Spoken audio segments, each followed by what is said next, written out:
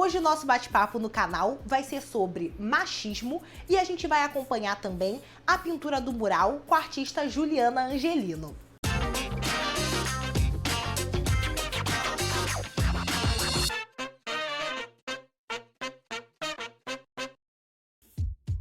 Eu sou Pamela Carvalho, tenho 29 anos, sou moradora do Parque União, no conjunto de favelas da Maré. Por formação, eu sou historiadora, pesquisando relações raciais e de gênero. Atualmente, eu coordeno um eixo na Rede de Desenvolvimento da Maré, que se chama Arte, Cultura, Memórias e Identidades.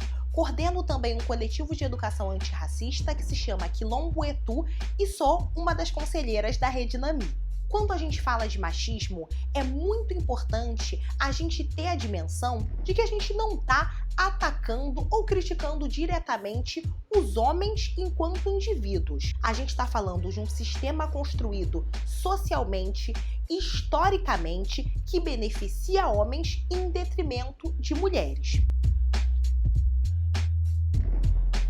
Olá, sou João Angelino, sou daqui do Rio de Janeiro, venho da comunidade do Morro do Dendê. Estou aqui hoje executando um mural pela Rede Nami, fui selecionada pelo edital emergencial durante a pandemia. Então, o processo de pintura consiste em basicamente fazer o fundo branco, chapar o fundo de branco. Fiz o esboço com cinza aguadinho, para não comprometer muito a pintura quando eu for entrar com os tons mais claros. E usei as cores primárias mesmo, vermelho, amarelo. E eu venho no pincel mesmo fazendo esse degradê. Eu gosto de ter esse trabalho de fazer a cor. E aí eu venho depois com o spray, com as cores mais vibrantes para dar aquele salto na luz. E é isso. Quando a gente vai observando a história da nossa sociedade, a gente vê que existem vários mitos fundadores.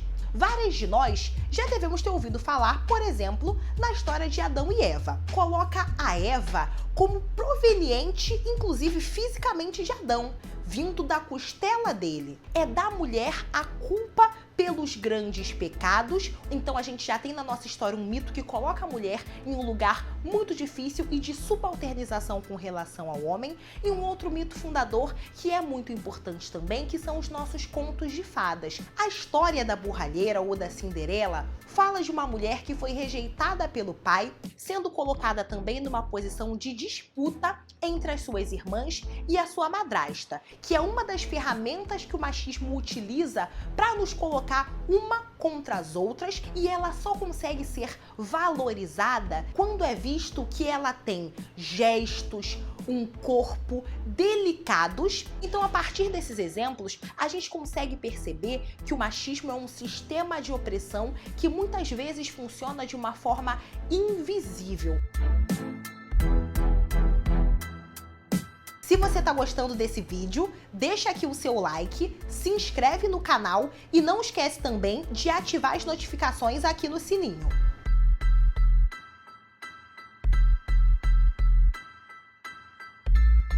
Executar essa pintura aqui com o tema machismo está sendo um trabalho de retrospectiva, não só da minha carreira, como da minha vida mesmo. Eu estava vivenciando essas questões, assim, em torno de ser uma mulher, tendo que enfrentar vários machismos por várias partes, assim, e quebrar essas barreiras. E eu coloquei elementos de casa, assim, né, de uma casa, como se essa figura, essa pessoa, crescendo a ponto de não mais caber naquele lugar, naquele espaço limitador, pequeno.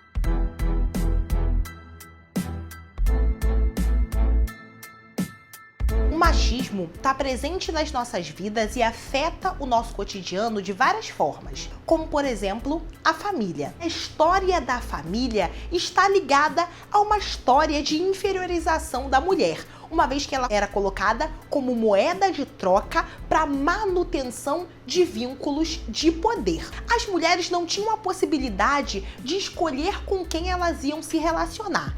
Isso ainda falando de casamentos e relações heteronormativas. Infelizmente, a sociedade brasileira foi construída em cima da subjugação e de uma série de crimes cometidos contra mulheres, especialmente negras e indígenas. Quando os colonizadores chegaram no Brasil, as mulheres negras foram estupradas, foram colocadas em situação de escravidão e as mulheres indígenas também.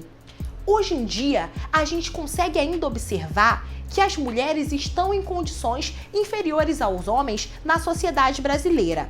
Isso se manifesta a partir dos salários que são menores para mulheres do que para homens, a maternidade compulsória também, as mulheres até hoje não têm direito a decidir sobre o próprio corpo, a violência contra a mulher e uma coisa que é muito importante, que é a pouca ocupação de mulheres em espaços de poder. Quem é maioria nos cargos políticos? Homens ou mulheres? Se a gente for olhar também a televisão, será que a gente não tem também uma maioria de homens? E quando a gente tem mulheres, será que essas mulheres não estão num lugar de hipersexualização ou de serem colocadas num lugar de infantil ou de serem sempre associadas a questões do lar, da casa, de culinária? Vamos fazer esse exercício no nosso cotidiano. Você pode contar aqui pra gente nos comentários exemplos de situação que você acha que mostram o machismo na nossa sociedade?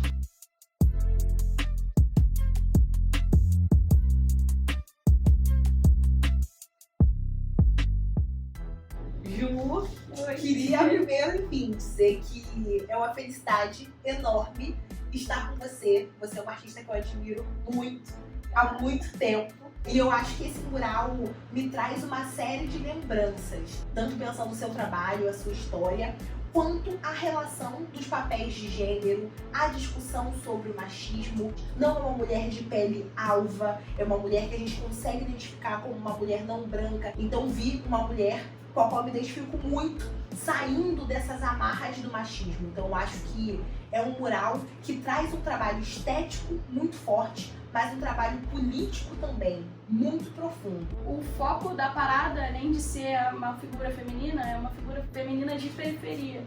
Então, acho que o recado foi dado, assim. Me sinto um pouco mais aliviada, feliz por essa mulher maravilhosa ter feito essa leitura do trabalho. Eu quero.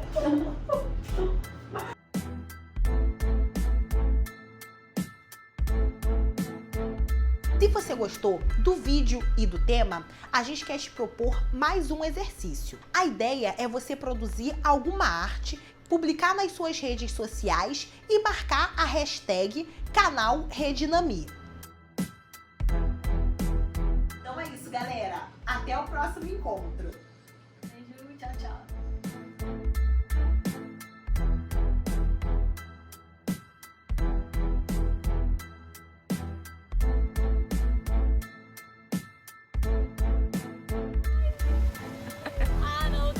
Isso aí tem que aparecer no